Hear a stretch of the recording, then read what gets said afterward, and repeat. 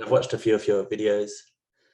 Very much enjoying your clarity on a lot of the subjects that you talk about. I came from a teacher who was very much about the transcendent model of enlightenment.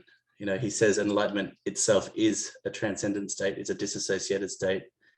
And, you know, who we think we are is a dream. You know, that's very much his model. And it's profound to experience that for many years in satsang with him. But I just wanted to hear from you, is to know that. I mean, I get a bit about the Trillium work. I've been doing it for a while now, like a year or so. So I get the both and kind of model.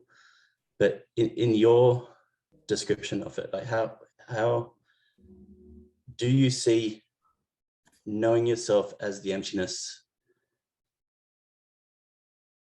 as, like, how essential is it to know it in every moment as truth, to be, I guess, what you'd call awakened or like liberated or whatever the word is? Like, is it even, is whole being the same kind of liberation as that transcendent only? Like, is it, I don't know if that makes any sense, but like, does what I'm saying make sense? Yeah, I think so. I mean, it sounds like the start of a conversation anyway. Yeah. It's been a difficult thing for me to try and grasp, coming into the whole being model. From that model, I just didn't understand it, because it sounds like, not that I have awoken or anything, but I had satori's and found able to find the space, but still feel very, very identified as a, you know, suffering human. But and just trying to constantly do that and almost deny my humanity, almost trying to create disassociation, was the model that was happening while I was with him. And it just, something inside me kept screaming, didn't want to not exist. And so, yeah, I was trying to explore how important it is to have that consciousness aspect, and if it's like the essential thing. Good. Yeah. So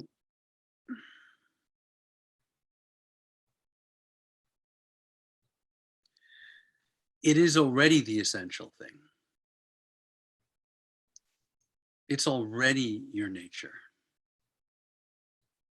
You are the transcendent consciousness itself. Now, already, without any effort, without any doing, even without any realizing, even without any awakening.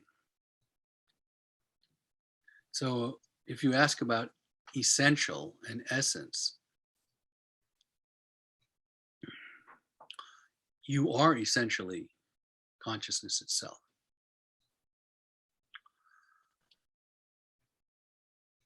So that's, let's say, just start from there as the ground. You are the transcendent. Yeah. And the way in which you're the transcendent never changes. You always are, as the transcendent, simply aware, pure awareness.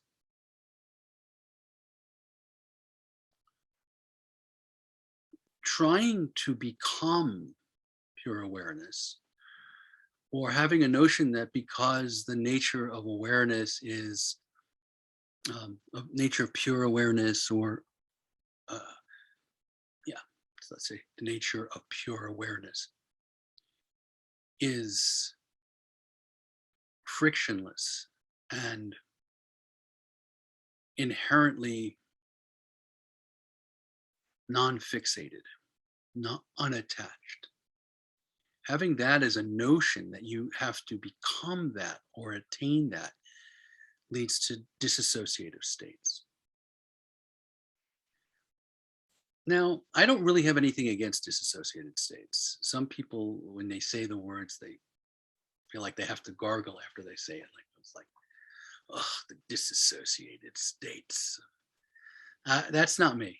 I did disassociated states, associated states. They're all states. But any disassociated state is not the same thing as transcendental awareness, because it's the effort of an ego, or an effort of attention to imitate a what is absolutely natural to consciousness itself. If you find yourself pulling back emotionally and all of that, that's not itself is not consciousness itself. So the metaphor of a mirror comes to mind, right? Everything that arises in a mirror is incredibly intimate to a mirror. You can't get closer. Like a mirror and its reflections. You can't get closer. There's no distance between a mirror and its reflections. But a mirror is absolutely unattached to those reflections. Anything can arise in a mirror, and the mirror is simply reflecting it. And there's no effort in a mirror. There's no friction in a mirror. There's no will in a mirror. It simply is the space in which every reflection arises. And every reflection comes and goes. And it doesn't care whether it's ugly reflections or beautiful reflections. It doesn't even have a thought about ugly and beautiful. Metaphorically speaking, if you took a mirror and you put it at the side of a road and the traffic and people in a downtown area went past, there would be just a whole parade of imagery. And at the end of the day, there wouldn't be anything of those images that clung to the mirror, not one smidget. But there would be no way at all in which the mirror was somehow trying to distance itself so it could be transcendent. There's no effort in it at all. It's no pulling back. In fact, it's incredibly intimate. It allows all the images inside of it. So inside of it that there's no distance at all, no space between that which is arising in consciousness and consciousness itself. No difference. And in fact, what are the reflections anyway? They are mirror. No a capacity to reflect, and you can't see anything, and you could say the reflections need the mirror to be a mirror, or they won't be seen. And the mirror needs the reflections, or it won't be recognized as a mirror. It won't be a mirror. It needs to have reflections in there. Consciousness is not conscious, or consciousness, if it's not conscious of anything. If there's nothing there, then it's not consciousness. So it needs reflections. It's intimately connected to everything that's arising. There's no distance between it. But it's not attached to any particular thing. It's like Ramana Maharshi's language was equally distributed everywhere. That describes consciousness itself, equally distributed everywhere. Not pulled back and not touching. Now, pull back and non-touching is a state which actually can be helpful to cultivate at times. And leaning forward and fully feeling is another state of associated state, which can be helpful to cultivate at certain times. When is it helpful to lean forward and feel everything? When you're feeling yourself unconsciously, unwillingly pulled back and unfeeling. When is it helpful to be able to pull back and disassociate? When you find yourself unconsciously and unwillingly attached and stuck in certain feelings. So all of these are useful. So it's not a matter of right and wrong. It's a matter of what's the way in which they're true, or what's the way in which they're useful, in terms of, disassociating or associating. Ultimately, if you do this, then the whole import is to be equally distributed everywhere. If you're feeling deeply, but you're not distributed everywhere, then all kinds of, and this is true for all of us, I mean, so many of us, this happens because people are exposed to Shakti sometimes, and we get filled up with a great deal of feeling sensation, transmission, grace, or feeling, right? Now, it's all very nice when it expands evenly. But sometimes if we get filled with feeling and we feel, oh, I'm so blissful, then we walk outside and somebody says something that triggers a reaction, we can find ourselves acting out with immense feeling that we didn't have at disposal before the transmission, with anger or pain or fear or crying, suffering, because we're still, haven't examined the place in which we're constricted, which we're holding that energy. So then some detachment is helpful, otherwise known as space, giving yourself space, identifying with space, identifying with emptiness. So I would say recognition of emptiness that's already the case is extremely important. And you could say it's essential as well. So, but essential in the sense of something to cultivate, or to something to happen, or something to have intention about. Yeah, the recognition of that, the seeing of that, very important. These words like awakening,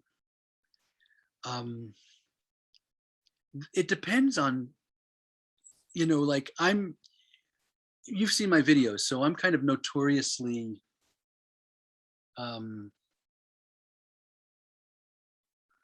unattached to one particular kind of dharma, right? So, I mean, I can do that, and I can, speak from a particular position and just stay with that for a while, but I don't usually stay more than, a little while, because I like to speak the other side as well. But awakening, it depends on what school you're talking about. It depends on what teacher you're talking about. So how you define awakening. These words have become kind of buzzwords, and there's nothing wrong with them. I use them, but they're quick and easy, and there's an assumption that everybody knows what that means in the same way. Like there's an assumption that when Buddha says awakening, it's the same thing as when Ramana Maharshi says awakening, and it's the same thing as when, I don't know, this one or that one. And you listen very carefully, and there's usually subtle differences. So you can consider there's definitely a kind of knowing that once glimpsed, or once it takes hold of you, that you recognize that your essential, unchanging nature is consciousness itself, or emptiness, empty awareness. Then that's a kind of awakening in itself. It doesn't necessarily mean that you're in the same place as Ramana Maharshi or Buddha. And that's where it gets tricky, because people are, well, then I'm not awake. Okay, if you define awakening as only being absolutely having no tendencies left toward identification with a more contracted sense of yourself, then okay, then you're not awake yet. Then you have a glimpse, or you've had a satori, or whatever, what have you. But there is some value in recognizing that there's an awakening as consciousness that can change the way you live, even when there's a return to being a spiritual seeker or adventurer or whatever you want to call it. You might be right back on a spiritual adventure, taking up the sort of vigilance again to not identify with thought and all of that. But it doesn't mean that you haven't awoken, because you fundamentally know what's what. It does. Now, does it really matter? It can matter in terms of confidence. It depends on the community you're in. If you're in a community where everybody's saying, yeah, this is what awakening is, and we've done it, it's nice to have the same experience they do, so that you could work at the same platform and you could say, yes, I'm in. But does it really matter? Ultimately, not really. I mean, really, from my perspective, doesn't ultimately matter. It's interesting because it matters until it doesn't matter. So it may matter until you have that awakening, whatever, you might have the whole being realization is the name that's being used now for what used to be called the second birth. The name, there was a second birth before, now it's called whole being realization. That variety of awakening, and I can tell you it's a variety of awakenings. It's not as though in the Trillium everybody's had the same experience and that's what the second birth is. There's you could say there's a family of realizations that all fit under that umbrella term of whole being awakening. But what it does include is at least a taste of the emptiness, a sense of the emptiness. Might not be much more than that. And for somebody who comes from a background like you do, you would see that. You'd be like, I don't know if you did, but most of us who come from transcendent backgrounds, who've been in Trillium go, or waking down when I got in, look around and it's like, he's had the second birth, or she did. And they just have a wisp of the transcendent, just like a little whiff of it.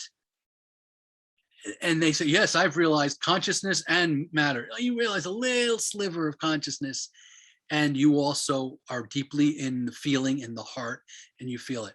And then somebody else who's in the second birth, who you look in their eyes and you go, whoa, this guy gets emptiness. He's in emptiness and he's feeling too. He's in the second birth too. So there's a whole variety, right? But you have to have a little whiff or a little sense that you are consciousness itself in some way, that you're the transcendent.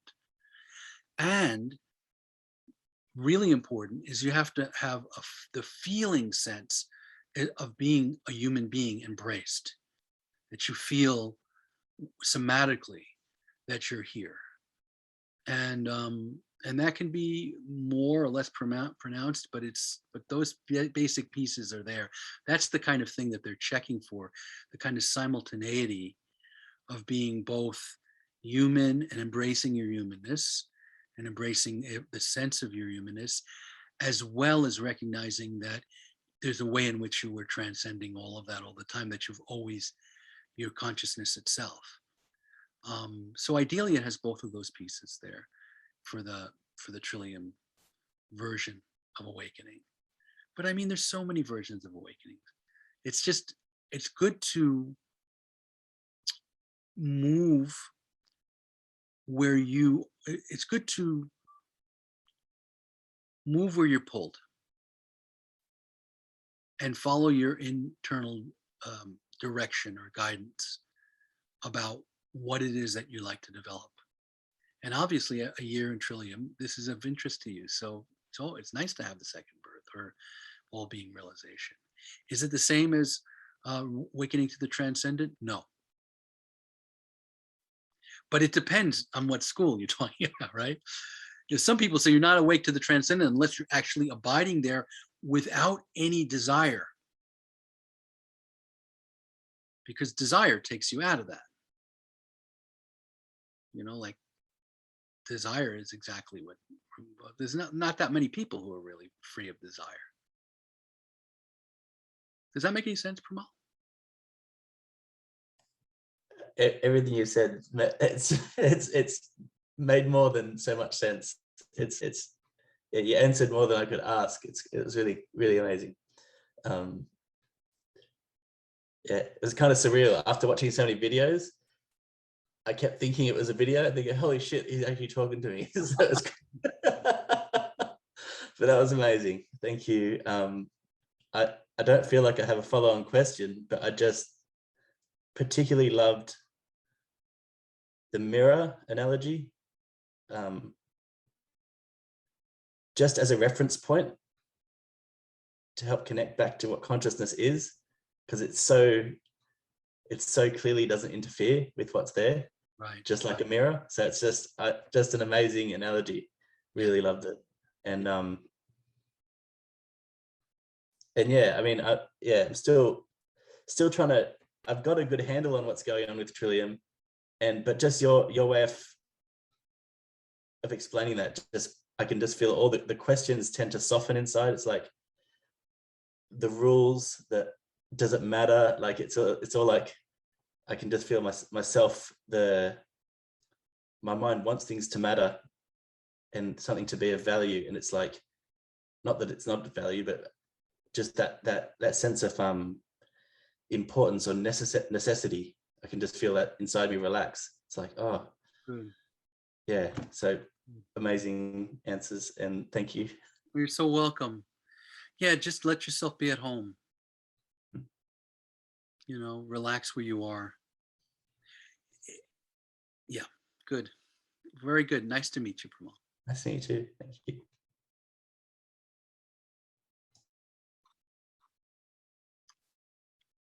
Kent. Well, I love Premal's question because that's so many of my questions. So, and I've been finished reading I Am That and went on. I'm reading pointers from Nisargadatta Maharaj, and paying attention to kind of the impact of reading that. It's been how do I want to say this? I'm just noticing, it's kind of like a 1960s TV set where my normal state of consciousness has these little blips go across the screen, and just these interruptions that are happening from whatever's happening when I read that. And of course, it leaves me with lots of questions and lots of wonderings.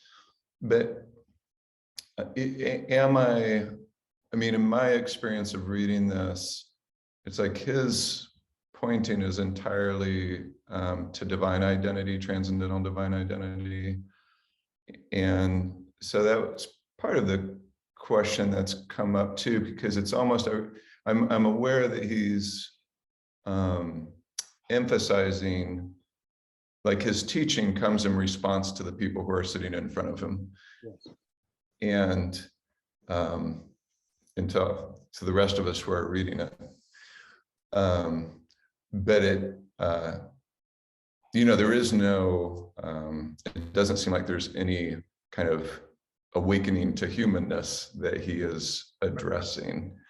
And so it raises that question for me, like, well, from his teaching, at least so far, of course, I'm not, I've read a book and a half, is very much, kind of like, this is the only thing that matters. This is all that matters, and everything else kind of doesn't matter. And there's a lot of different ways that he says that, and that's been said traditionally, right? It's Maya, it's illusory, it's, it's created in our perceptions, in our mind. It's not real. There's so many ways to kind of that's said over and over. So that's one kind of question that I'm totally okay with just carrying too. It's not necessarily, because you've addressed it, I think, so many times before, but it's still a question for me, like, well, what's,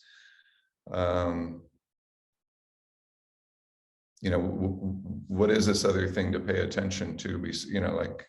And again, it's kind of like what I'm hearing is the only thing to pay attention to is self-inquiry. Who am I? Who am I not? So that you can eventually rest entirely in recognition of that divine, or and that's beyond words. Yes. So that's one thing. In the middle of it, Krishna, I pulled, I've in my retirement here, I'm sorting through papers. So I say my retirement because I officially retired January 1st, but of course I'm working every day until June. So I have this energy of retirement without the time of it because the district is falling apart and now I'm having to sub every day. But that's another story. But I found 3 of your old essays that I had printed some years ago. Wow. And pulled out and found them so helpful. And so, yeah, just so lovely. But I'll come back to a question about that. I wonder if you have anything to say in response initially, just to my initial thoughts there. I mean, part of the reason that I use the framework of the Tapestry of Being is so that it's possible to appreciate Nirsigadatta Maharaj teaching simply about the transcendent, the transcendent identity, and let that be good enough in itself, and also acknowledge that there's these other dimensions of reality that are there. The thing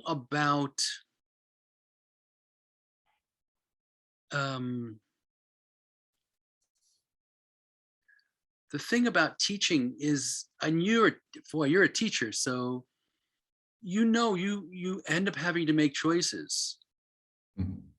and you can't teach everything. And sometimes, especially with teachers like Nirsigadatta Maharaj or Ramana Maharshi, there's an understanding that there's a whole lot more than they're saying, but they've got to go for what is, again, Pramal's word, essential, what is most essential. And that is most essential. Consciousness is most essential, ultimately. I say that that's the case for all non-dual spirituality, that is the most essential piece, that space of consciousness. It doesn't mean that you can't begin, that you have to begin there. That is the province of red teachers, or the teachers of transcendental divine identity, like Ramana Maharshi, like Zen masters, like Nirsigadatta Maharaj and Muji, and just a whole list of people who teach satsang. Papaji, it's that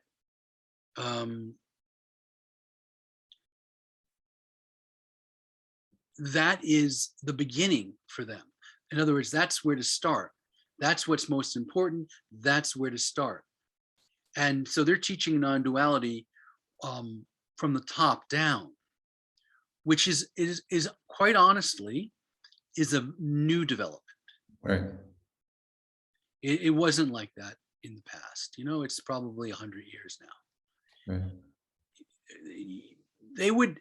It's not that they wouldn't speak about it, but it would be out there. It was an open secret that you're the self, that you're consciousness itself, that you have a Buddha nature, that you are Buddha himself, all of that. But the actual pointing out instructions and teaching of of self-inquiry and all that, that would be at the end.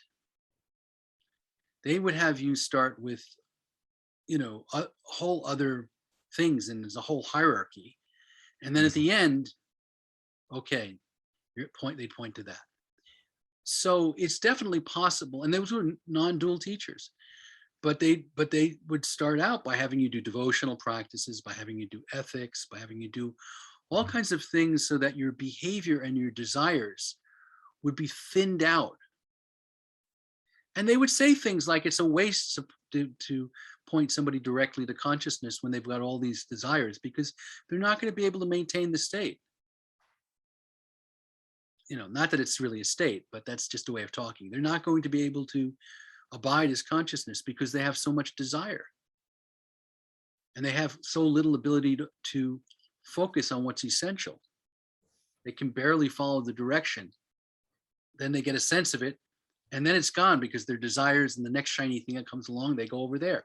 So you start somebody out with, okay, these behaviors will complicate your life, and these behaviors will simplify your life.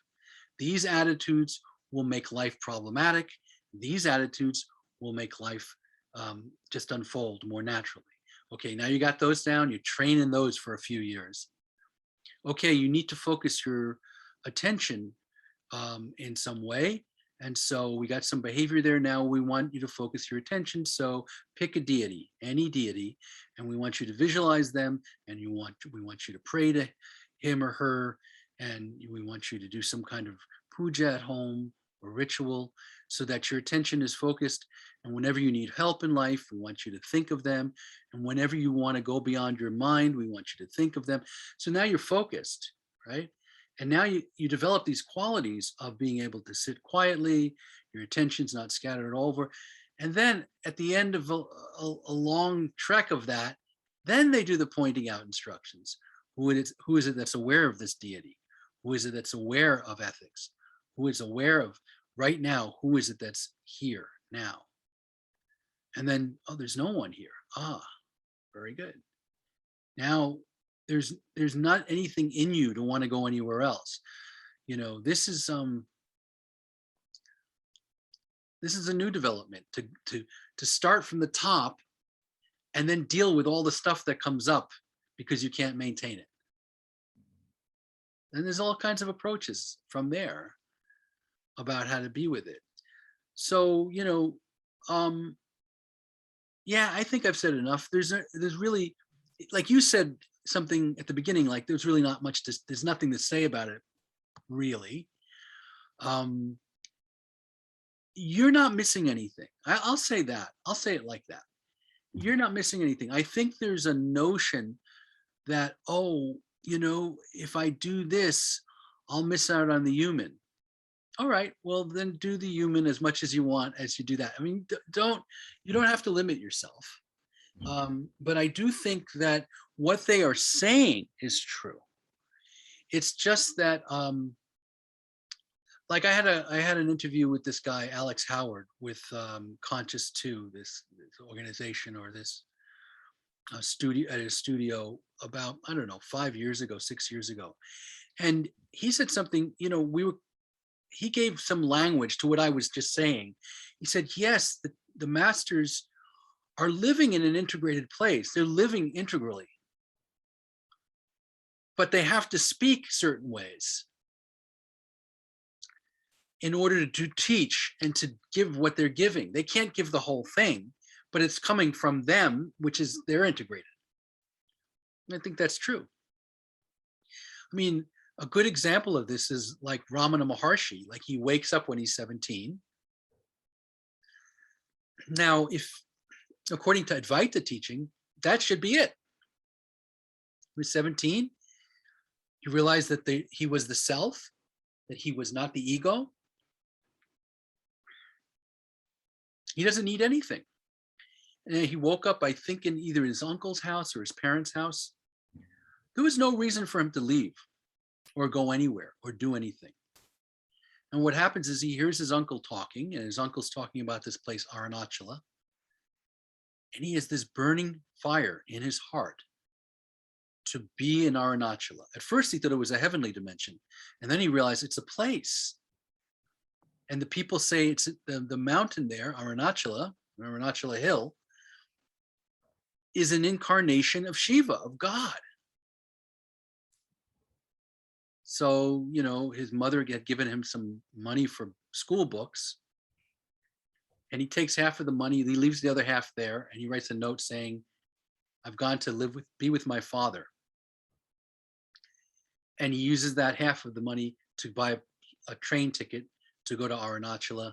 He shaves his head, he wears a loincloth, and he never leaves the mountain.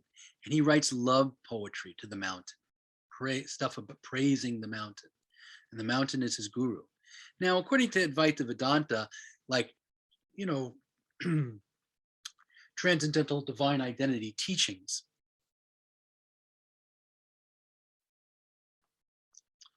there was nothing for Ramana Maharshi. Well, what's he doing going to a hill? He is Arunachala. It makes no sense whatsoever. None. Zero. What is he doing? Devotion? He's already awake. What is this?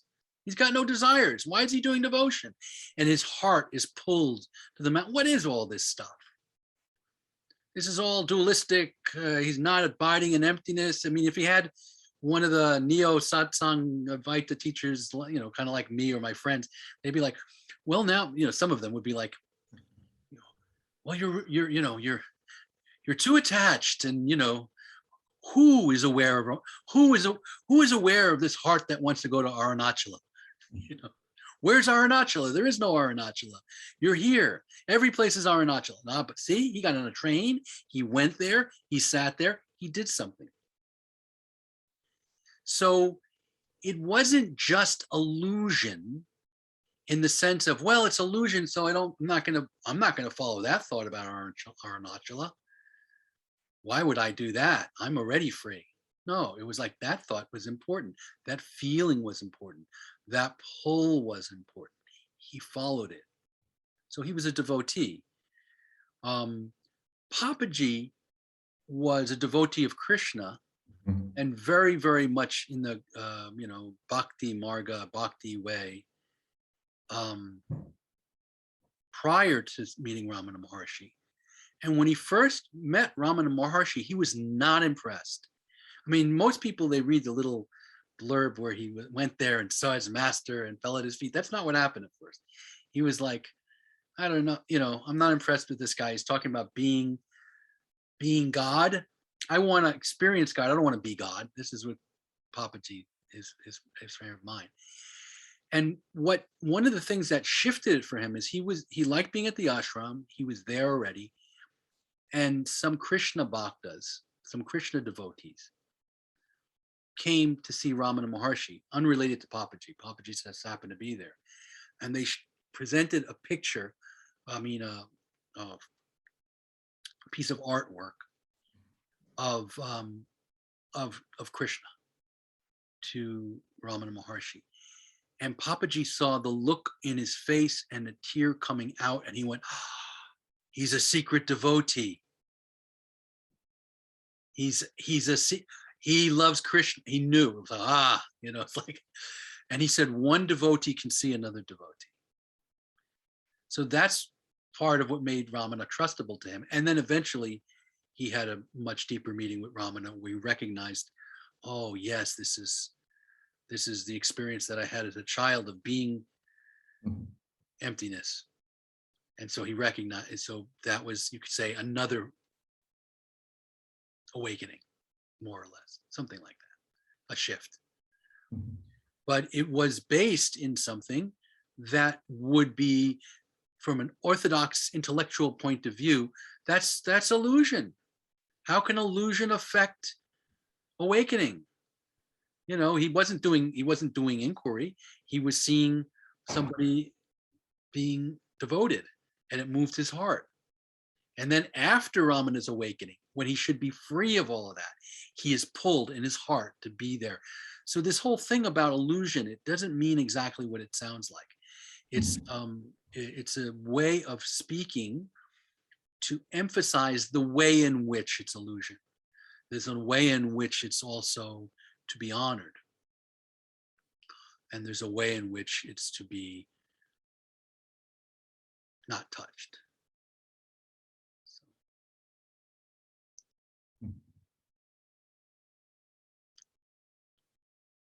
What else did you want to ask, Kent?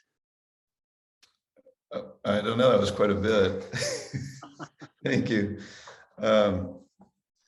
And I won't hold you to your writing from several years ago. So. Well, go for it. That's good. Yeah. Just on the heels of what you had said, you'd written this essay called "Always Awakening: The Continuing Playful Exploration of Self-Inquiry in Life." I don't know if you remember any of that, but it's just riffing off of what you just said and in the end, what you suggest is that in addition to self-inquiry of who am I, three other possible practices of sorts. And the one was locating the feeling sensations of the body and consciously allow attention to merge with those feelings and sensations, which those of us who have come to Satsang have practiced with you.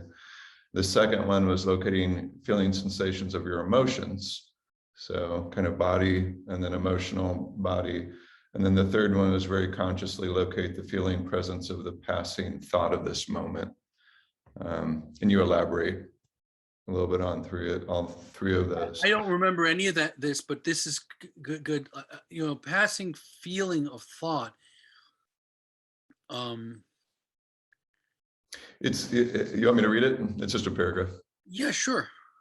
Very consciously locate the feeling presence of, quote, the passing thought of this moment, unquote. This can be tricky, and it can take some time watching thoughts before you get a sense of the weight or presence of thought. Exactly. Consciously allow attention to merge with the presence of any thought and enter becoming the presence of the thought. Consciously identify with and try to hold the thought as long as you can. Of course, the thoughts and their presence will change, so doing this at different times will uncover a different direct experience. But what I took from those three possible practices is just maybe what you described, the traditional yogic path. You did all these things before you got to inquiry.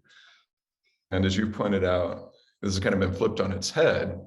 And so maybe it requires a little different, it's like inquiry it's the beginning of it's not the end game, kind of. Yeah, it depends on what Right.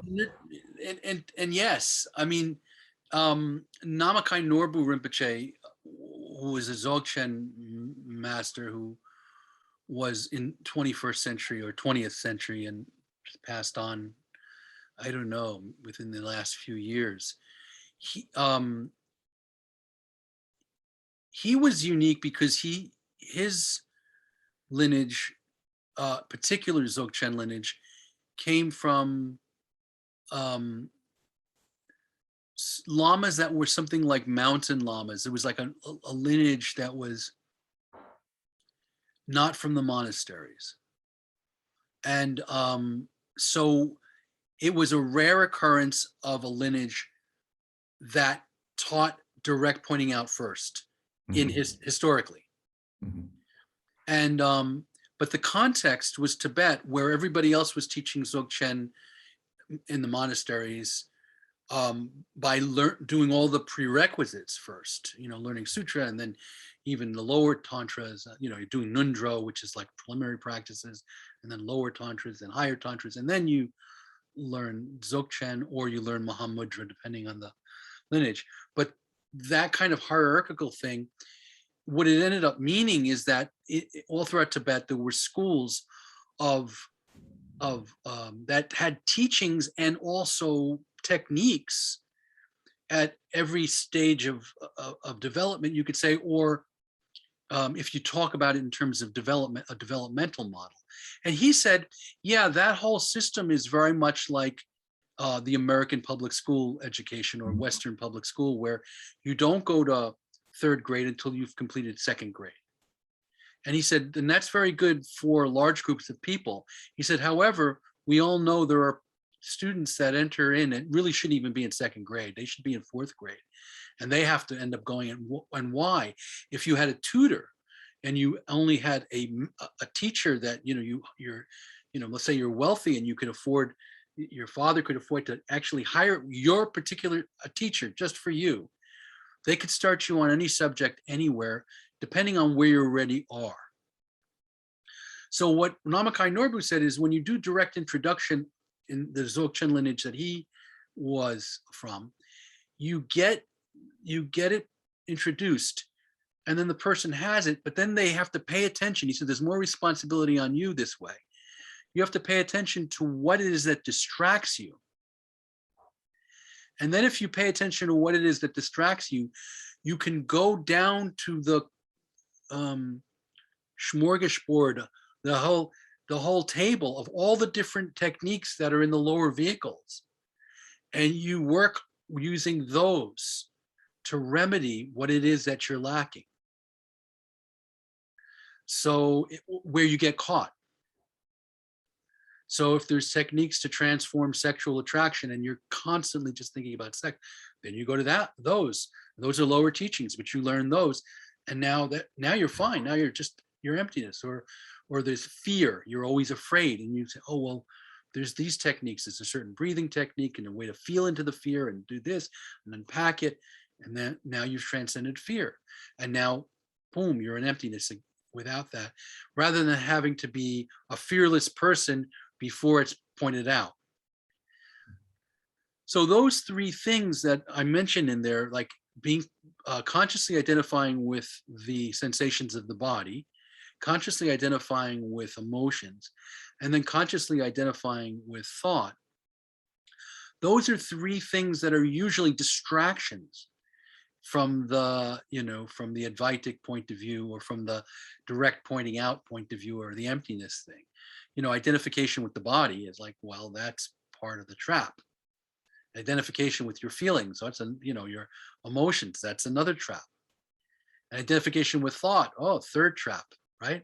So, but if you do it consciously and you do it at the energetic level, now you're speaking about a form of tantra, or something in the tantric school, where it's about transforming what would normally be considered a poison or an obstacle or something that's in the way, from abiding as the space. So what is transformation? The whole sense of transformation, or of the path, tantra is the path of transformation. The way that you transform is that you go into the essence of them as feeling energy. So it's very somatic when tantra is done fully. It's then all of the techniques are about bringing your attention into things that you assume are solid, but are actually made of energy. And you, by being with them with awareness, you transform them into energy, or you watch them transform into energy, basically. So, sensations of the body, after a while, they're just sensations. So I remember being with one teacher where we had our eyes closed and we had our hands on our knees. And he would say, put your attention into the sensation of your hands on your knees.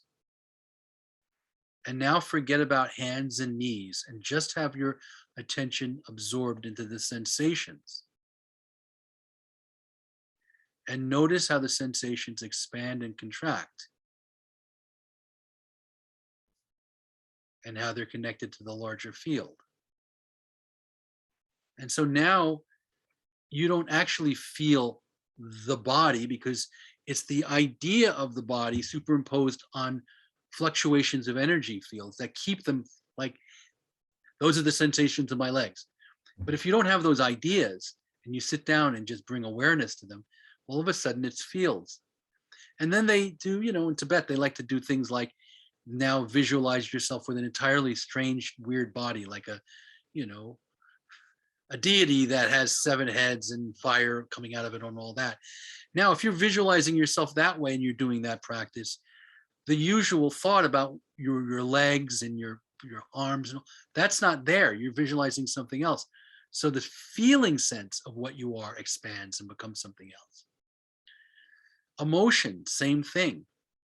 If emotion isn't trapped by your ideas, but it's just felt directly, it tends to expand, becomes something else. And then sadness is not even sadness. It's kind of like, you've heard me speak about this. It's like, if you do this with sadness, you end up feeling something like melancholy and then profundity. It's sort of like, and we know this, like, I like to say, it's like Simon and Garfunkel songs. Yeah. Sad, but they're profound. They're beautiful sad. Yeah. Very different thing, it's like, and so then all of a sudden life is beautiful in the sadness. Mm-hmm. The thing with thought, because you're consciously entering into sensation of the body, consciously entering into sensation of emotion. It's very different than being trapped by the sensation of body and a sensation of emotion, because you're consciously doing it. Now, you do the same thing with thought. But when you do it with thought, you're actually going to the level of which it's energy, like the weight of the thought, the tactile sensation of the thought. And this takes a little time. It isn't like, some people get the knack of it right away, but you can feel the weight of a thought. You can feel how some thoughts are like mosquitoes, and other thoughts are more like a hefty bullfrog. You can feel it. It's taking up more space. It's denser. So now if you tune into that level, you got your tuning so that you're actually aware of the weight of it and the feeling of it. Then you can merge attention with it. Meaning I'm going to enter into the feeling sense of the thought. Enter into it. See, you can grow, you can expand it, you can be in it, you can be, and very quickly it becomes silence, because there's no separate thinker now. The thinker is the thought, and the thought is now, a shift happens. That's the thing about why it's called transformation. A shift happens in the sense of you get to the essence of the thought as energy or as feeling sense. And that changes everything. I sometimes talk about this like, if you're, these are ridiculous metaphors, but they, it's like, okay, as a kid in the Bronx, once in a while we would go to like Cedar Beach, or play these beaches where you just hang out, lay in the sun, get away from it all, and you hear the radios and the waves, and you're just covered by the sun. And once in a while there'd be these planes that dragged in the sky, that used to drag these like banners advertising some product, and it'd be like a big plastic banner. Now, as you see that big plastic banner, if you read it, you read the words and you think of the words. But if you just see the banner and you see painted letters on the banner, but you're just seeing the plastic of the banner, you're looking at the same thing, but you're just looking at the plastic of the banner. You're not lost in the content of it. It's the same thing with thought. If you just see the essence of the thought and not what it's saying, not what's written, what the letters of the thought, like blah, blah, blah, but you just see the essence of the thought itself, then you can enter into it. It's energy. Then it becomes, it's not so dense that you can actually go into it. And I say you means your attention. Attention can enter into it. You can merge with it. Is that good, Ken? It is. Thank you. You're welcome. Yeah. Good to speak with you. Yeah. I'm glad you kept those old essays. They've got to be about 15 years old or something, probably. I want to reread it now too, though. I have to tell you, just after reading I Am That, it was really helpful to read your essays. It was really like a nice kind of, I don't know, just reorienting. So Excellent. Excellent. Good. Really feeling the transmission. It's really nice. I'm just curious. I know you had put it in the purple category, what you were just talking about then, because I think you explain it in your book, kind of linking up the breath with the feeling sensation of the body and merging. I'm curious. So resting as the core. That's secondary. I'm just playing around with that practice. To me, it's almost seeming like it's all very similar. And in this context, I'm curious about never can pronounce his name. Nisgarda or whatever his name is, his instruction, I am that dude. Never can remember it. It's hilarious. It's not an easy word to pronounce. Yeah. One day I'll get it. But his inquiry is feeling, if I'm correct, you can correct me, the sense of me and a feeling sense of that. Is that his main instruction, or am I missing? Yeah.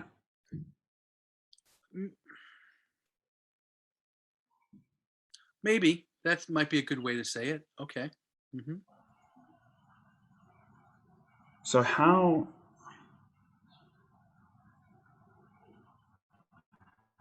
linking that up with feeling the thought, or feeling the energy, or feeling the pulsation of being, which to me is just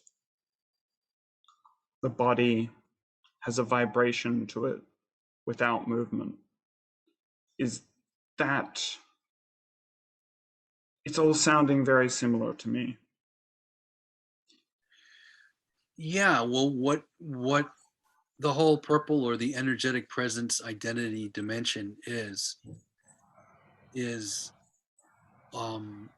different ways to enter into the total field of being at the energetic level, at the feeling level. In Hinduism, this is called the goddess. In Buddhism, it's called Sambhogakaya, or the dimension of pure enjoyment. But it's the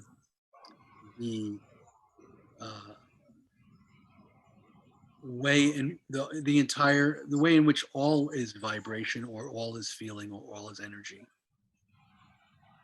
So they're all different portals to that. They're all different ways to that.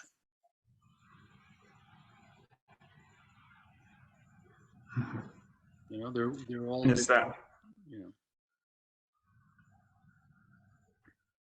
And the I am that instruction with regard to that, I think you said once, the point of feeling that is eventually the sense of I disappears. I think I recall you saying that's when it's truly tantra, when it is when you're fully there, the you could say the full feeling has to go beyond itself, has to include, it's a better way of saying it. It's not about it going beyond itself, but it must include the space of emptiness, or Shiva. I like to say that the goddess leads you to her husband, or to her other half. Although, you know, there are schools of goddess worship where they just say, well, I love it because it's like they say, oh yeah, the goddess has another dimension which is formless, and it's called Shiva. So it's still the goddess, but she has a dimension called Shiva, which isn't another way of saying the same thing. But there's a dimension, consciousness itself, that is not an object of awareness. That is the emptiness in which all objects arise. Because even bliss, even the Sambhogakaya dimension, or the goddess, the field of energy, is a subtle object. It's felt, it's experienced. And that subtle object, the field itself, the full and total field itself, is what all forms are in. And all forms are denser vibrations in that primordial field, the goddess. Does that make sense, Corey? So feeling can be, if it's carried to its logical conclusion, somatic experience or feeling or any of that, if you continue to expand it, it leads to full and total feeling. And then from full and total feeling, emptiness is obvious. And that's the whole thing that it should be for tantric realization. Anything smaller than that ends up becoming some form of spiritual powers, which is, they critique each other. Tantra critiques Veda or Sutra, depending, like Buddhist Tantra is kind of there's Buddhist Sutra teachings and Buddhist Tantra teachings. And there's Hindu Veda teachings and Hindu Tantra teachings. And especially in Hinduism, they tend to critique each other. And the critique that the Tantrikas have of the Vedantins is they say, you guys, it's too easy to fall into intellect. You just thinking yourself, through this pointing out, you thinking yourself too much, and you're not feeling. And then the Vedantins say, yeah, the problem with Tantra is you guys feel so much that you never get to the emptiness. And you just get into the power of it. Like, I feel so blissful. I'm so here. I'm so real. I'm so powerful. That. And it's I am so. So it's very ego inflated. And it can be very, very ego inflated. That's why there's a Surgeon General's warning on all the tantric paths.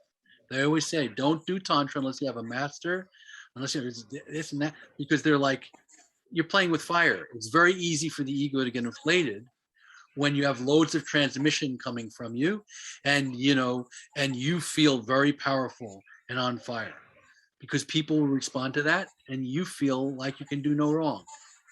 So you could say that's the trap of Tantra. It has to, and that just shows that it hasn't gone to the place where you're actually touching Shiva. Because when you realize that all of this ball of energy, all of this vibration is in emptiness, and that emptiness is cool and not fire at all, and it's eternal space in all directions,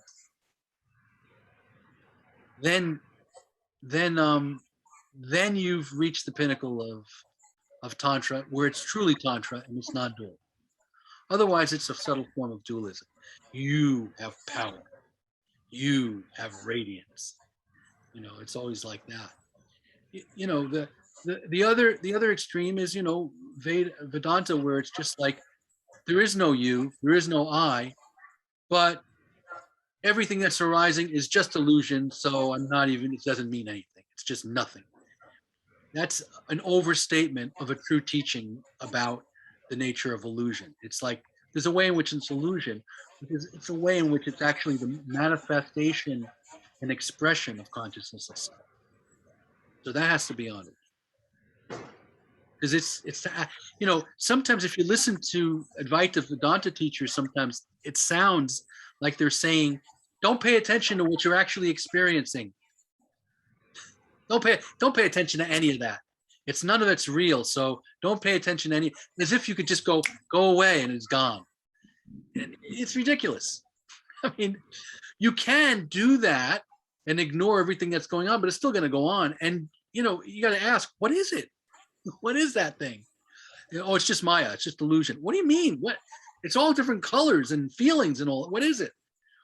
It's much better. The tantric explanation is much more reasonable. It's the energy of consciousness, it's vibrations within this thing. Oh, okay. If you just dismiss, just wave your hands and have it go away, it doesn't work that well. It does work temporarily. If you do that, you recognize, because your attention recognizes or rests in the container of all of it. But sooner or later, you got to deal with it. And you can deal with it, tantrically by transforming it. And as long as you're not going to be a renunciate, you're going to live in the world, you really have to do some form of tantra, because you got to deal with it. It's here. If you could be a renunciate like Ramana Maharshi, like Lord Buddha, then that's fine. Then you have nothing, and you have no investment in anything. And then you can treat the whole thing as if it doesn't matter, because you're not engaged in it, and whatever happens. understanding of Ramana, or when you go to that space, he would talk about what he would talk about. I don't know, but it's blissful, or that's just the Shakti part. Like you can't separate the two. You can't separate the two, but the Yeah. bliss is objective. So ultimately, it's not even the bliss. See, the bliss is something you experience. Yeah. Something you don't know. But consciousness itself is not anything that you experience. You're only aware of consciousness itself through implication, because you are that. It's like I taught. Sometimes I use the metaphor of a miner's hat. People go in mines, and they have these helmets with the light on there, and they never see the light. You can't see it, but they know it's there because they can see in front of them. So by implication, the light's on because otherwise I couldn't see. So there's awareness of things, but I can't find it. I look behind me. Where's awareness? It's not because it's me. I mean, it's it's the bottom line of our subjective experience, and it's what we are. So we can't. It's not an experienceable. It's not a thing. In a way, it's an adjective, not a noun. It's a quality of being conscious, and that's what we are. We're adjectives. We're not nouns. I mean, ultimately, as consciousness, we are the quality of being conscious, but we're not a thing. It's like yellowness is not a thing. It's a quality of yellow. Wetness is not a thing. You see what I'm saying? It gets very abstract there, but it's consciousness, yellowness, that ness thing, ness, N-E-S-S. It's a quality, not a thing. And that's what we are, but we use it like it's a noun. Not a noun. It's a quality of being conscious. That's what it is. That's what we are.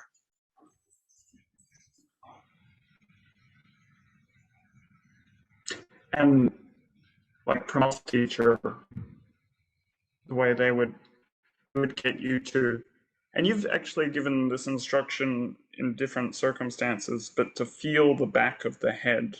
Yeah. And his teacher would say, or I've interacted with his teacher, and he said, I'm way gone. I'm way back, way back. He's far away. So, like, what is happening there? Is that like just a dissociation, or is that?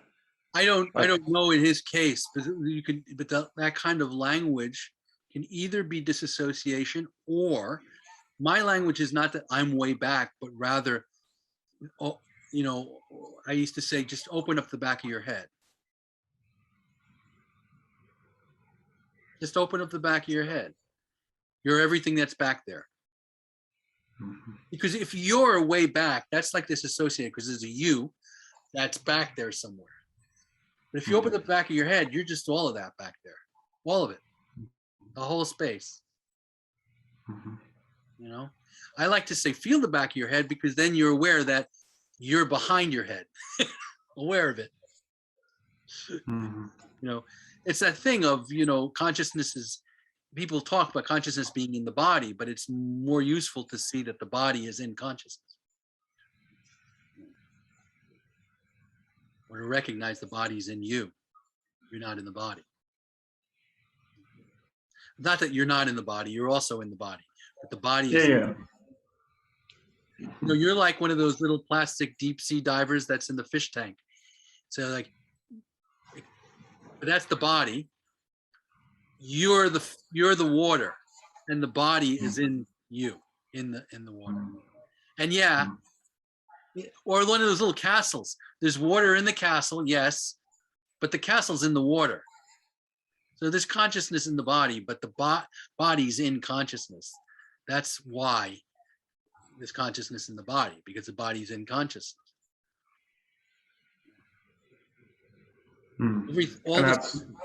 That's why they talk about like the dream, like the body disappears in the dream state potentially. Well, it depends on the dream, but it's like always the context is always Yeah. Always aware. Yeah.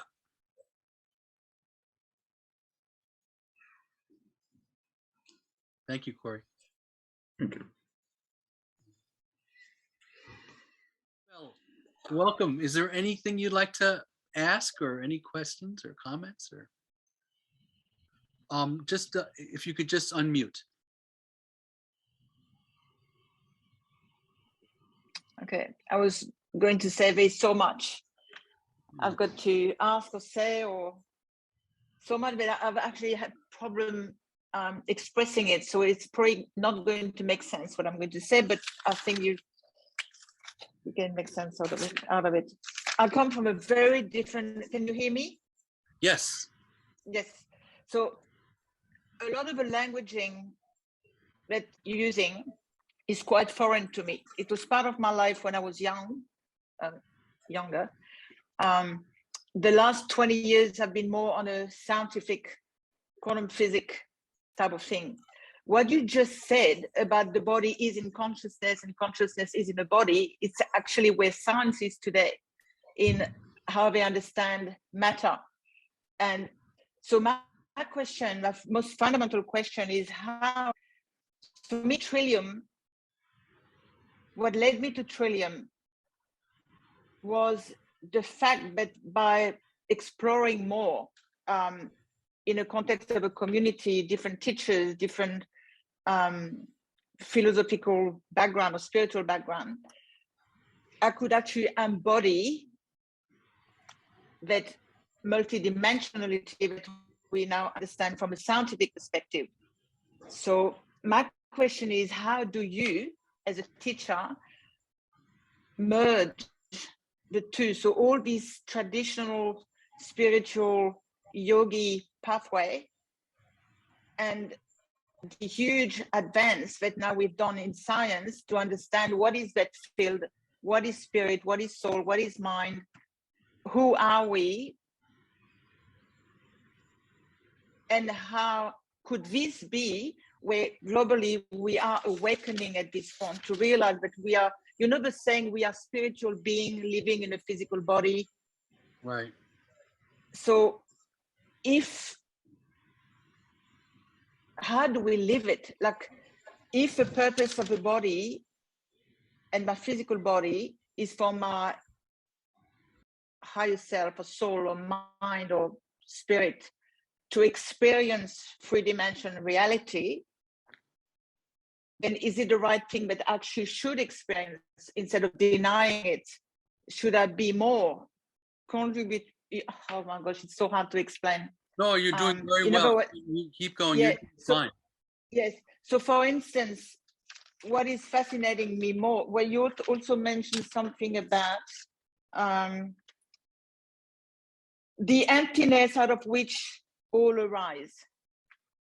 Okay, so in physics, that's discovered the Higgs field, which is this level where matter, where the non-physical becomes matter.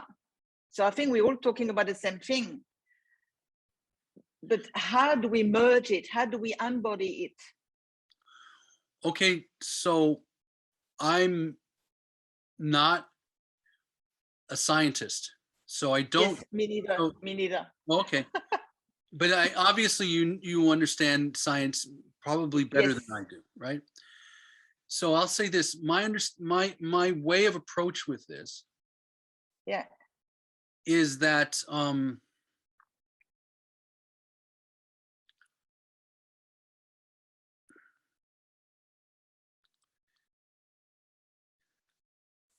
as I understand it, there's basically two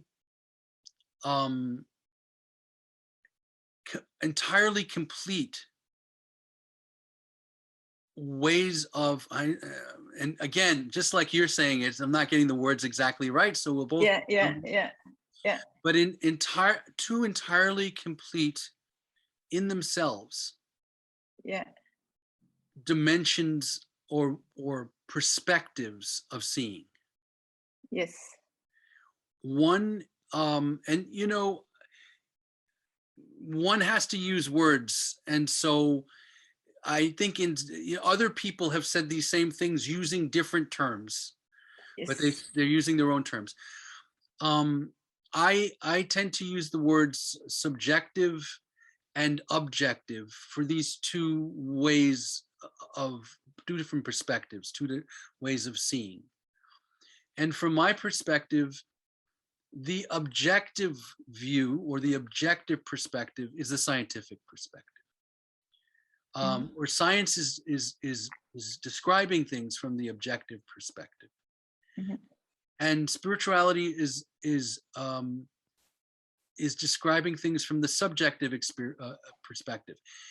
Now, even the words objective and perspective both are problematic because they have implication or connotations that I don't really mean when I use them. So I'm not saying somehow subjective is personally subjective and less than true because it's only subjective. That's not what I mean. I mean, when I speak about subjective in this context, I mean that you take as the base of epistemology, of understanding knowledge, the subject's experience.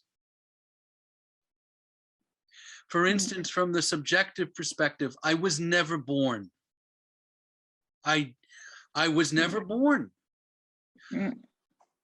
Other people saw me being born. I was never born. I never experienced being born. I experienced something like lights and like nothing, non-experience, and then lights and colors and sounds, and then forms of people looking in my direction and speaking, and some things in nature.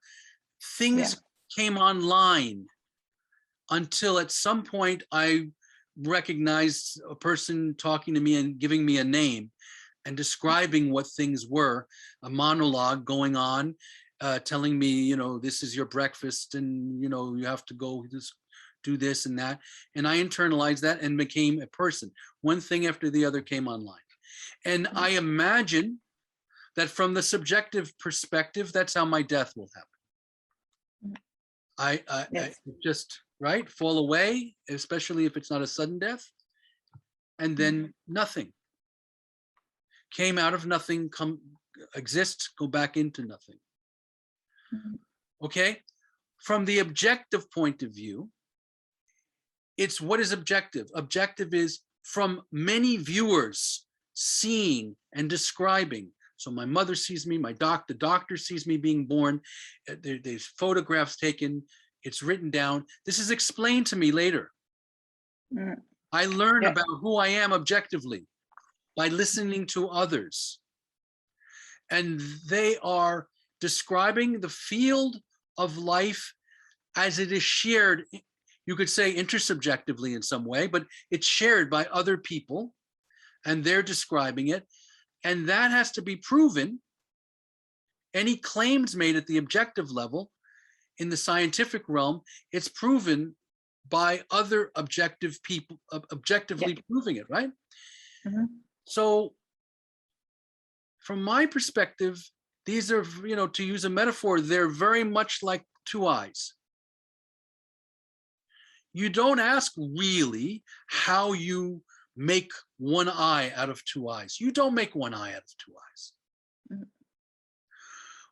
The two eyes, thank God, they give you more breadth. They give you 3 dimensions because they are separate. They are distinct. I get you. Yeah. They see it from a different point of view. Naturally, vision is merged, naturally, effortlessly.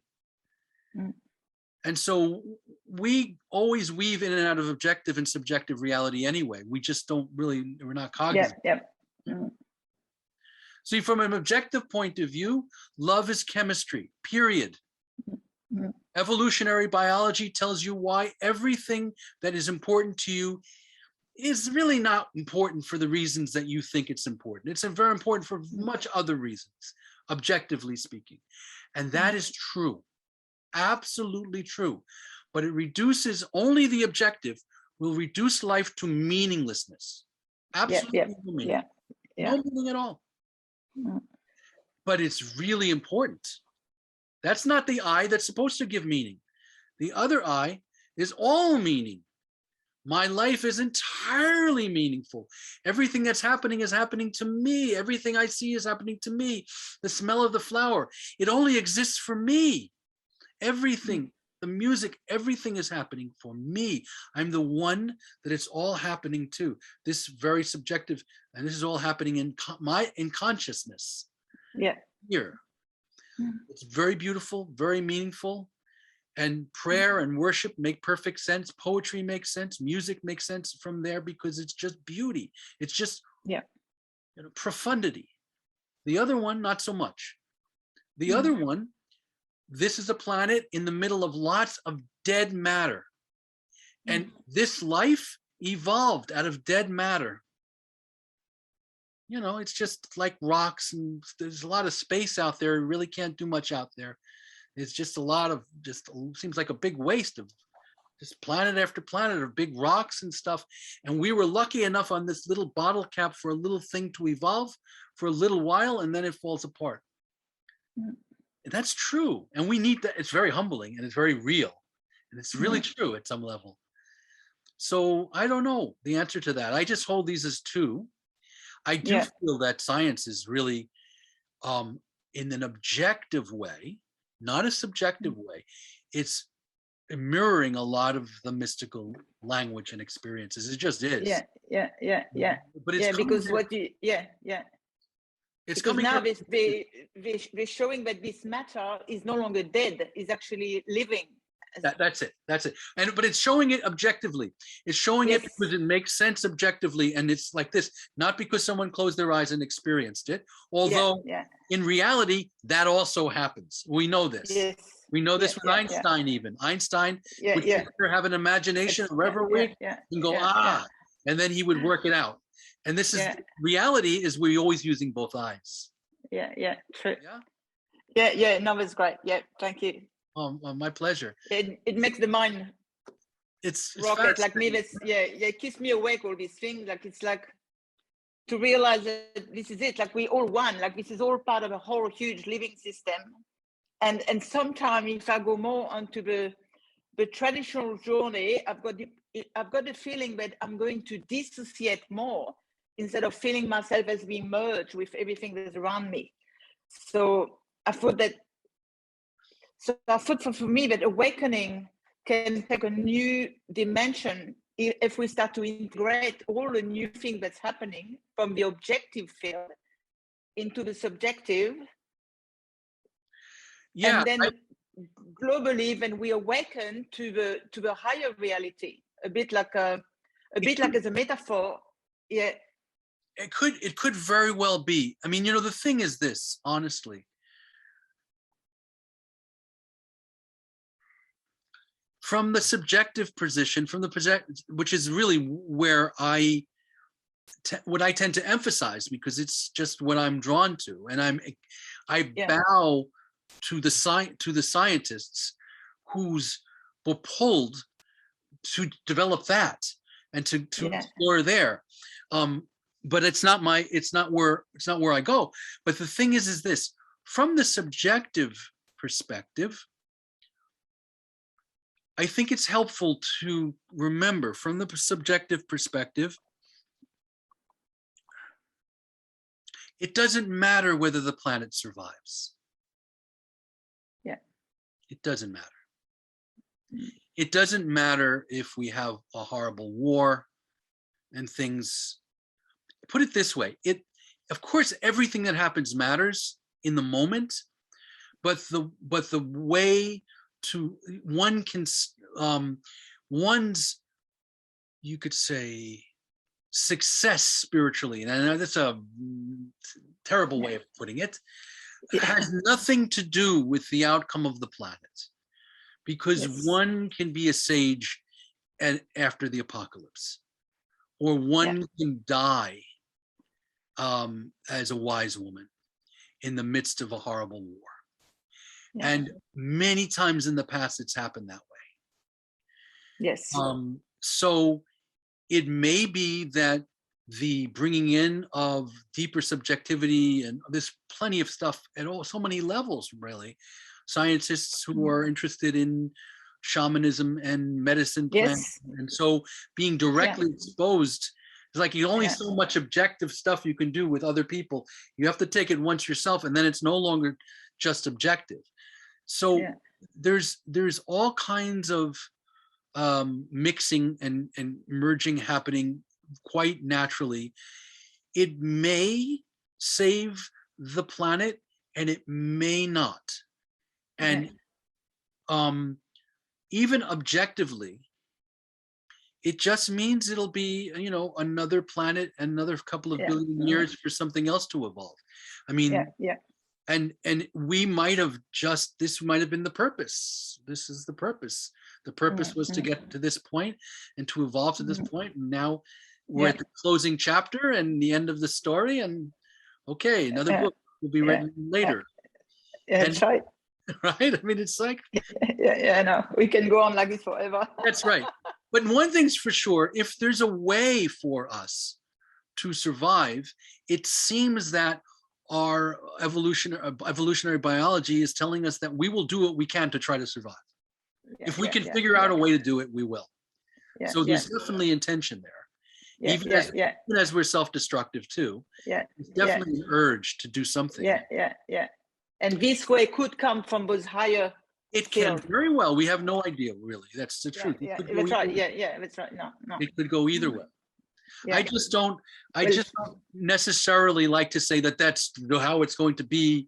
We're coming into a new age, and then we'll all be awake, and therefore we'll be safe and figure out how to do it. Maybe not. This is the end. For now, right. or a version of the end. You know, I mean, if only a 1,000th of the population lives, it'll grow into something beautiful again. And we'll consider it the end of the world, but the ancestors of those small groups of people won't. They'll say, well, it's a great, it's a great whatever. Well, thank you. Thank you, Isabel. Thank you. Nice to meet you. That's very good. It's lovely to be here. Oh, it's lovely to have you here. Krishna. Andrew. Hi. Brother. So I'm asking a much less, well, I don't know if it's much less cosmic question, but it's sort of a kind of a, I just noticed my emotional state these days, which is, and I thought it's a kind of interesting paradox because I'm going through some things where there's a lot of objective things which are causing anxiety. So there's this fear thing that's going on. And at the same time, there's a tremendous, like really a sort of expansive gratitude, like a really, really, and they really are happening simultaneously. And maybe this is kind of just a practical thing about, because I think that there's a tendency to judge, you know, expansion is good and contraction less good, right? So, and I think that even you know, when I've complaining to people, you know, about this, just on a practical, non-spiritual people, they like, oh, just concentrate on the good part. And well, that's not very practical, but I do, I just, in terms of I realize they're both states, you know, and I realize it's not, but that the expansion seems to, it's an easier passage way. And, you know, so in other words, do you see what I'm saying? It's, in other words, is I'm spending all my effort transforming that fear to something that's, you know, loose and, you know, expands. And I can do that. You know, I mean, I do that.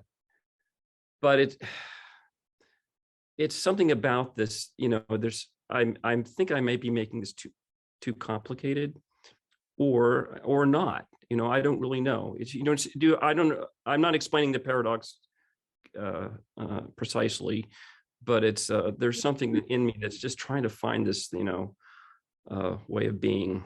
I hear you. You can experiment. I mean, I can tell you that at a certain point in my life, what you're describing at least as I'm understanding it, and I might not be getting it That's exactly what it was. mean it, but it was very, very, very important to me, and it led to a huge shift. So, I, my background. I mean, I worked with this guy Ken Lloyd Russell for quite a while, and basically that's mostly what we worked with. Is like an emotion would come in, and he would he had trained me. What would happen is I would bring my attention somatically into whatever the emotion was, and it was easier done with negative emotions, because positive emotions you just kind of like, oh, I feel good and I don't really want to mess with it. But if I was sad or afraid, it would just notice where the feeling of fear was and ignore whatever thoughts there were about the feeling, but bring my attention into the actual feeling of the fear, to use an example, or depression or whatever, and bring my attention into and merge with the feeling of fear. And by bringing my attention in there, it would expand and dissolve. It would become something else. It would become softer. And I think this is a really great thing to have been trained in. And it was wonderful for me. It's constantly transforming. And I remember thinking, wow, I can go through, and I was quite young when I first worked with him. I was in my early 20s, and it was like, I now felt like I could actually face life. No matter what happened in my life, I could, because it was all about my emotions that were really the problem in anything, my fears or my sadness or my loneliness. So I could work with that. And then years later, I met Papaji, and he introduced me directly into, and also Dzogchen teachers just before. This is kind of interesting. I met some Dzogchen teachers right before meeting Papaji. So this whole thing of non-dual, being the space, that was there. So I'm nobody, and thoughts also, again, I'm not my thoughts. So whenever I would get hooked, it'd be just ignore the thought and go into the sensation of the fear, and then be the space. So then, at that point in my life, I was living in Seattle. I was driving a bus in Seattle, and somebody got in the bus who was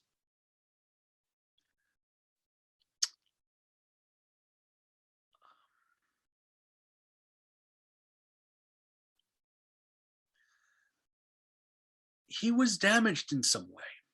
He spoke very slowly. He kind of hobbled onto the bus, and he sat right across from me. This is quite a while ago. This is, let me think, when was this? It was a long time ago. It was like over 20 years ago. I can't remember exactly what year, but it was over 20 years ago. And back then they would have a seat right across from the driver so you could talk. And he sat in that seat, and we were in the downtown area, and there was this massive building, and he said, I used to work there. But he said it like this, I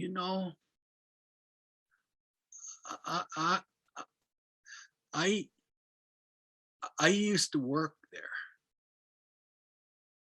Oh, interesting. I said, oh, what'd you do? I was a very high-powered lawyer.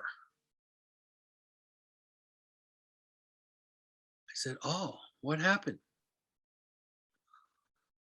I was driving my Porsche, and the truck won the argument.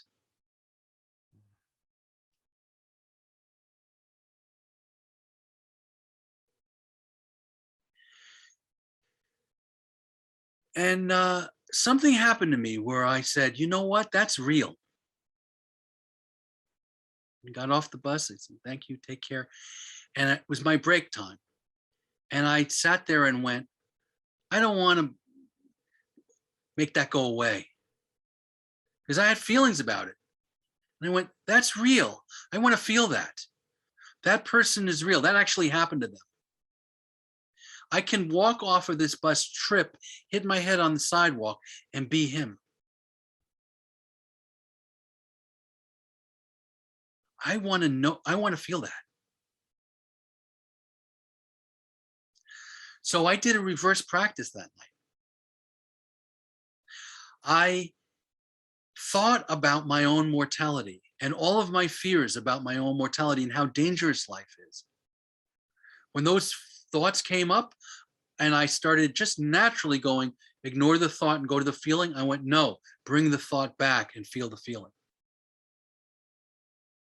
Think about it. I'm going to think about it some more. I'm going to think about all the times I almost got hit. I'm going to think about all the times that I was in danger. I kept thinking about it on purpose. That became my practice. And it was hard for me because I'd feel the feeling and then the thoughts would start to dissolve and I'd take some more back. Come here, keep the story going, because I wanted to live in the reality that this actually can happen. Because I felt like I was avoiding that reality when I was doing that practice. And it was like a sobering slap in the face. So I did that all night long. And then I went home and I sat in front of and I used to work nights, so it was like about 2 a.m. I sat in front of my shrine in Seattle, not that different than the shrine I have here. And I said, whatever I feel, I want to be here. And I called on every deity, form of deity, every guru, every teacher I had. I went through each of them and called and I said, I want to be here. And I took a tantric form of a deity that I had learned to do. And I did that and I said, I want to be here. Because I want to be here totally. I want to include that level of being here where life sucks and it's really hard and people are really suffering. You know, the bluest of blue. And I went to sleep that night. And you know, let me tell you something about Papaji. When I was with Papaji, this is just a couple of years after he had died. When I was with Papaji, when I was in his presence, there was such a full presence, so thick, so big, that it was just like a gift. And then he would point you, say, oh, you're in the midst of this presence. Now what's aware of this presence? He would point you to the self, to that which is beyond the presence. But the presence was always there. And then when you come back after spending time in India, and it lasted for months and months and months, that presence. But then even after it was gone, the recognition of what's aware of the presence and what's aware of the lack of presence was still there. So there was still an awakening as consciousness, but the presence wasn't always there. So, okay, after he passes on and I'm doing this thing, I'm doing this because I'm hanging out with waking down people, and this thing happens on the bus and this man says this, and all night long I'm saying I want to be here, and I go to sleep that night. I wake up the next morning, presence. Just like I was with Papaji, just presence everywhere. And not only presence, I'm merged with everything. And I go to sit down on my meditation cushion and there's nothing interesting back there. There's just presence. And I'm everywhere. And I go, wow, I wonder how long this is going to last. And I go out for a walk and I'm the sidewalk and I'm the trees and I'm the breeze and I'm everything. I'm like, oh, interesting. I'm merged. Wow. The thing is that usually when that kind of thing happened, my mind would be very silent. My mind was just normal. It was talking up a storm, doing all the, it's like, what? And I'm merged. And that presence never really left. I just got used to it. So that's in Trillium what they call the second birth. That's the embrace of the core wound. The core wound is, it sucks. Life sucks. Life is suffering, is what the Buddha said. It's unsatisfactory. It's hard to be here. And that's a dimension that's worth being in. The rest, it's not like this and not that. The rest is all valuable. Like, it's good to have all of that. I'm going to expand. I'm not going to, I'm going to be able, it's good to have entire flexibility. You don't want, if your neck is stiff, you don't want just an exercise that makes it fluid this way. You want one that makes it fluid this way and this way and this way, right? So you want to be able to expand. You want to be able to contract. You want to be able to be with all of it. Ultimately, it ends up being that it's all effortless. But as long as it's effortful, make the effort. So allow yourself. Does this speak to what you're talking about here, Andrew? Oh, profoundly, actually. And yeah. Yeah. But that thing that, that moment where, obviously that guy's story was, affected you deeply, in this huge compassion coming out, and then the need to not escape it and all that thing. And it's the same thing if I'm suffering, it's the same thing, the compassion with myself. It's the same process. Right. But which is a little bit different than saying, just feel the feeling, because it's not really, in a way, that's a beautiful practice, but it's not really addressing what we're talking about. Exactly. It's a particular practice that works in a particular way. It's somatic to transcend. So it's purple that brings you to red. I'm speaking purple that brings you to blue.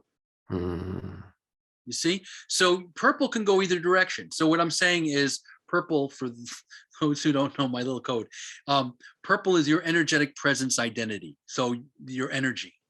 You can use your energy to move into the transcendental divine identity by going into less and less conceptuality, by ignoring thoughts and just simply being in feeling. And then you become, like just bliss. And then from bliss, what's aware of bliss, and then you're red. So that's like moving, you could say, if we use the spectrum again, purple, then magenta, or whatever, it goes right into red, right? Then you can use purple by feeling. And then you use purple, you feel in deeply into your own pain. And then you think about life is really hard. And you think of all the other people who are in your situation as well. So then you're blue, green. But just being in blue, which is the embodied human identity, being in embodied human identity is to allow the narrative story that is a descriptor for an individual who is on this planet, who is living this. So all of that language, on this planet, an individual, all of it is the language of egoic life. And you embrace that.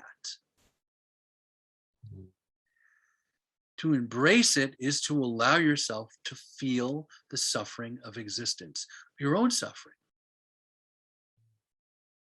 And it expands you.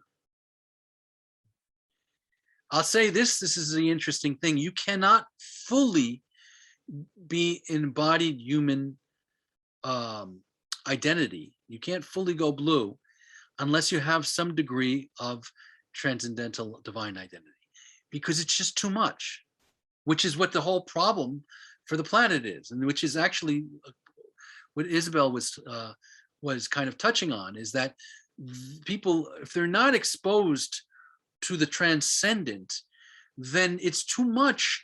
You cannot hold all of the predicament of what it is to be human, just from a purely objective point of view. It's just a horrible situation.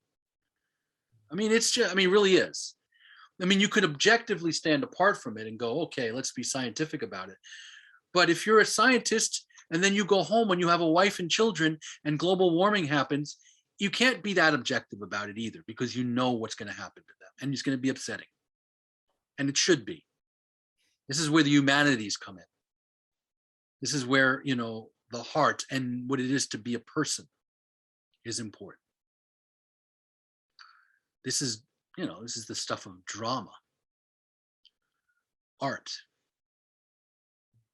I mean, it's hard to be here.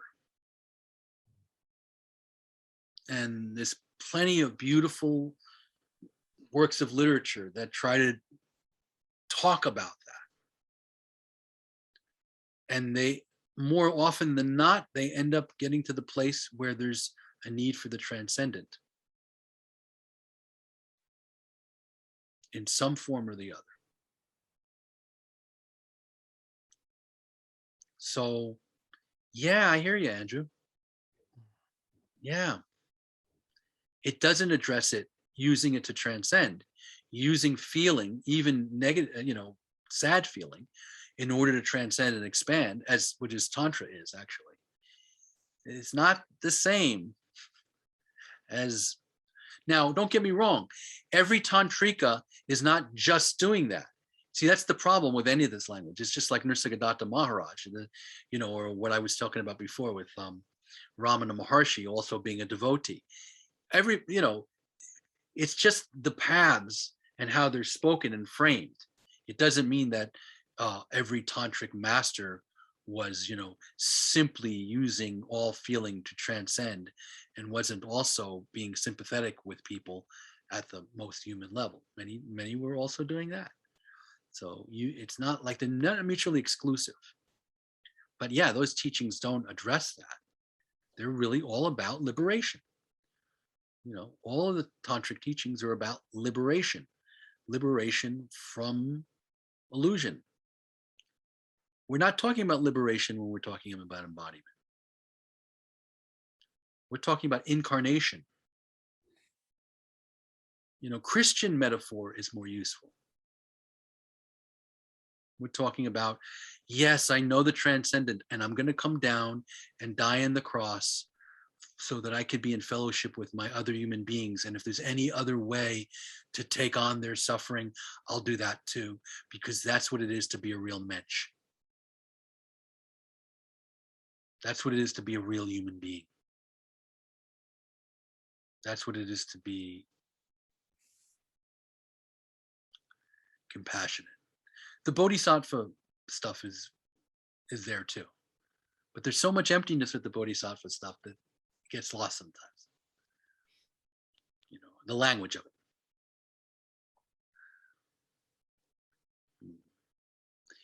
it. It all comes out in the wash. You can, you know, because the more you embrace it, the more it just naturally ends up getting transcended. But to whatever degree that you can keep it human, go do it. It's sort of like, you know, when I was a kid, we used to go in a swimming pool, and we took a soccer ball and we'd hold it down as long as we possibly could. I mean, it's a ridiculous thing. Just to hold it down as possibly could. Inevitably, you couldn't hold it down anymore and it would pop to the surface. So embrace the suffering to the degree that you feel that you can. Identify, again, it's very much like what we were saying with Kent, where you, except even that, it's energetic. So, but if you are willing to do it consciously, identify consciously, it still changes the nature of it. Does that make sense? Yeah, beautiful. Yeah. But it still sounds, I mean, it's just gorgeous. There is this sort of sense of,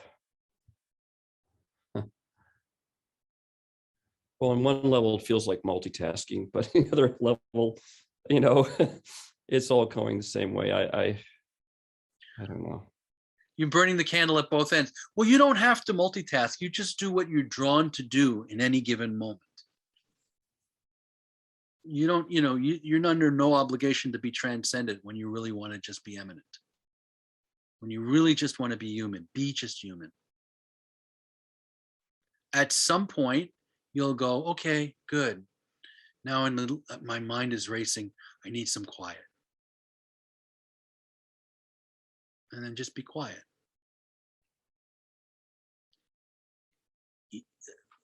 All of these things are almost like rehearsals. They're really great that we have all of these skillful means, these techniques or perspectives or ways of approach or whatever.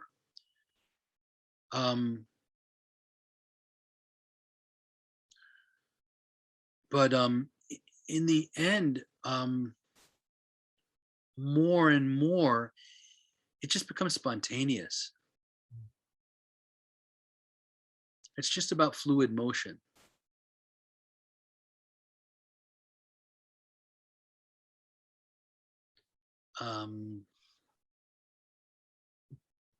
Yeah. Things naturally move from one to the other.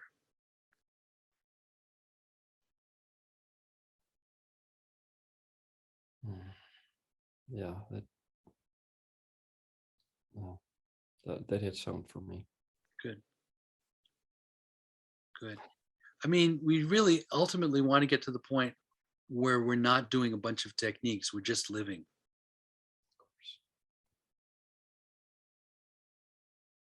The techniques are just to help us be flexible. It's sort of like the limbering exercises so that you can dance. You got to stretch a little beforehand because you're tight in some places. And there's lots of ways to stretch, but you only got to stretch the way that you're tight.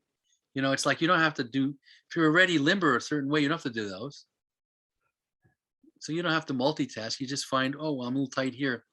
Let's just loosen that up. Does that make sense? Yes, absolutely. Thanks so much, everybody. Be well.